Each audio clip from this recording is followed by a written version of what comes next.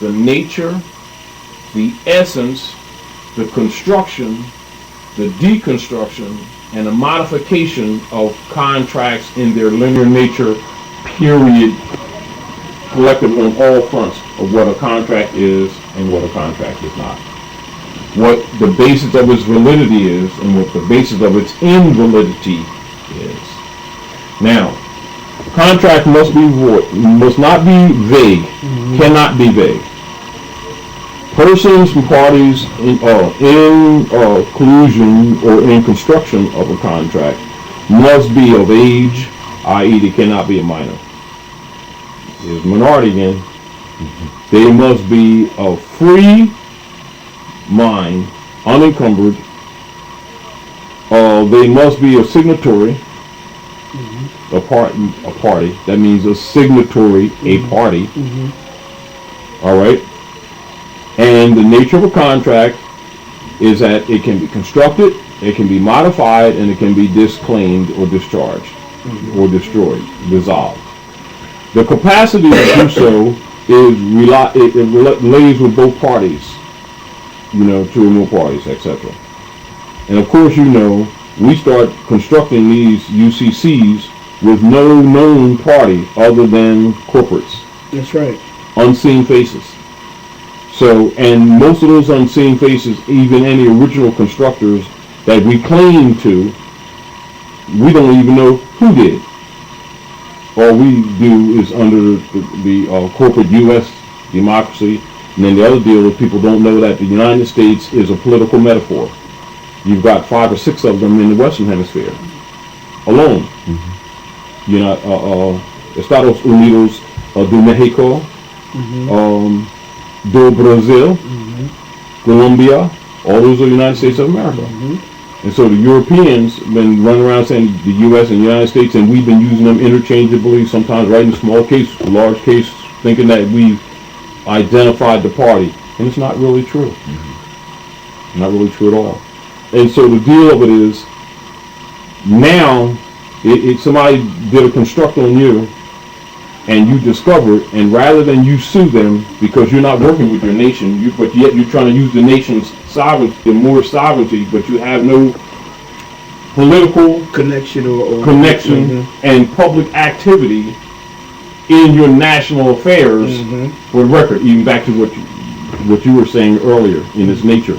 In other words, they're looking for a history of your activity to make your claim valid. Right. See, your activity makes it the record. This is also why Noble Raleigh did the paper, because that's your publishing. And if you're interacting between each other, it is the record. It's the publishing, and this is even the issue with filing things with the county that right now are colored. Right. And even certain things that make them liable, they won't even accept anyway. Absolutely. So because they know trouble yes, because the deal of it is, if it's on the record, they know it's going to catch up with them later. All right, but let's get back to the point. Rather than you disclaim for the record, and then go on acting in your capacity, to your limited capacity, and qualify your transactions. All right, and every one of your transactions actually disclaims the liability. All right, and I'll get to that again. So now you file with them an instrument with the implication, because somebody told you this, that you're now buying a sovereignty and you're now starting to deal as a sovereign. When you're under occupation, you're under clip sovereignty. That's number one. But now you're creating instruments as if you are. And your instruments, by virtue of you actually being in subterfuge and under subjugation, you don't have anything to back up your instrument, so you've created another form of the same thing. But every time it moves, they get paid still. As a matter of fact, you paying them now to even file it. So they got a whole new multi-billion fiat industry of people across this country filing uniform commercial codes, and now creating more liabilities for themselves under the name of discharging liability, because you cannot discharge a liability with nothing. Now that you've done it with the fiat, which is a fraud act, the instruments become fraud. They accept it as if you've just achieved something. Oh yeah, but we really don't want to do this. We don't really understand. They know what they're doing, and you put that little bit of resistance. So you think, oh yeah, I got them now against the ropes. Oh, I'm gonna give them another one of these documents. Yeah, it's really messing up. They all said they didn't want to follow and shit. They did. That's what they wanted you to do. Now they have an instrument that in any future claim of reparations, that person, now they really have a contract, and this person discharged this debt. They can never be a plaintiff in any form of reparations in the future. Because the rule of law in crime is will and intent. You don't have to actually get a benefit, but just a promise. And everything you did was for the intent of getting it. It's called conspiracy. All right? So now, for the desire, which you can understand it, I'm not saying that that's technically wrong. People trying to get out of this thing, trying to shortcut the situation rather than nationalize, because when you nationalize, you reclaim all the stuff. You know, all right, but they don't want to do that. They want to try to do it this way within his system. So you look at all the millions of people. Now remember, all the Europeans are corporate citizens anyway. That's right. All of their claims can be discharged because they're violating the white supremacy clause. The white supremacy clause, they agreed to be white people, to be a part of a political party, to be in corporate activity of raping us. And when they decide they don't want to be white, they can go home to their other nations. This is what they have done to many of the so-called freedmen. This is also when they start creating problems for the corporation, they'll kill them and burn the evidence. You talking about when they expatriate? When the European expatriates and becomes a legal alien? Yeah. And that's when they legally have their choice to either go home, and that's when they call them free. And they can still take everything that they got. This is the problem that the freedmen are having, because they're actually fighting with each other over your sovereignty. They're still exchanging with each, because none of this belongs to them. It belongs to us. They're competing. It's sort of like Enron competing with WorldCom, competing with some other corporation for the wealth. They're all thieves. And then we, discovering this, start paying them and putting in some certificates with them with our signature so that we get our share. Now, let's be honest. Who do you know, no matter how far they've gone with the UCCs, can ride up here, and not that they haven't gotten some things, the Europeans let some people get certain things in order to encourage people to keep signing these contracts, because it makes new fiat, it pulls the fiat in for them. Have been able to maintain it, to keep it, and not have the same fights that we had in the first place declaring your right. That's a good question. Yeah, because at one point or another, they always right back in the courts, right back in some type of adhesion contract, trying to battle their way out, just as if they've never done the situation in the first place. Exactly. When the whole deal of it is because you can't buy sovereignty. And if they understood what sovereignty is, they would recognize that which is unalienable cannot be transferred under contract. If you try to do it, it constitutes an act of servitude.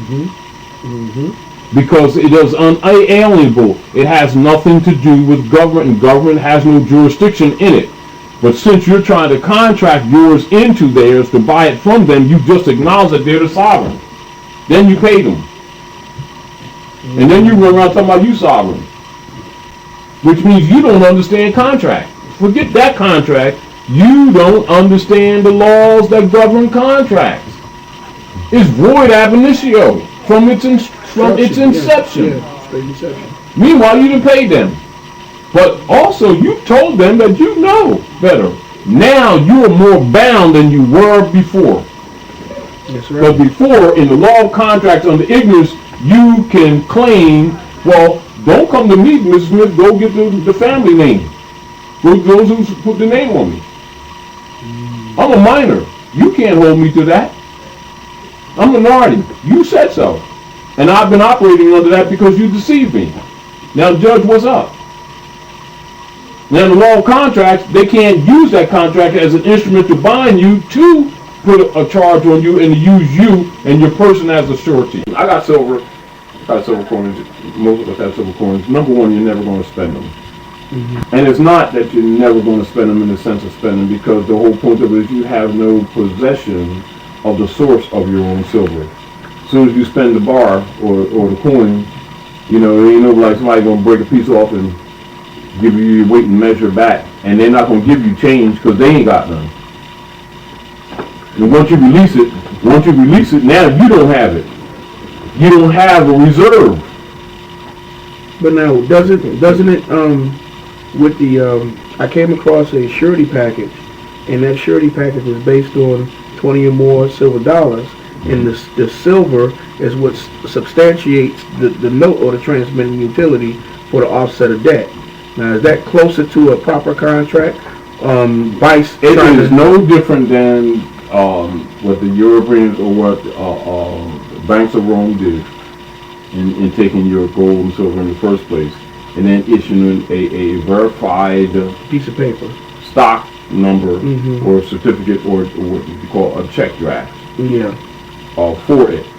And you know that most people don't know that greenbacks or the Federal Reserve notes are checks. They even use secondary instruments to cash to get them thinking that that's the cash when actually that's the check. And so the fact of the matter is the instrument is still not a legitimate check.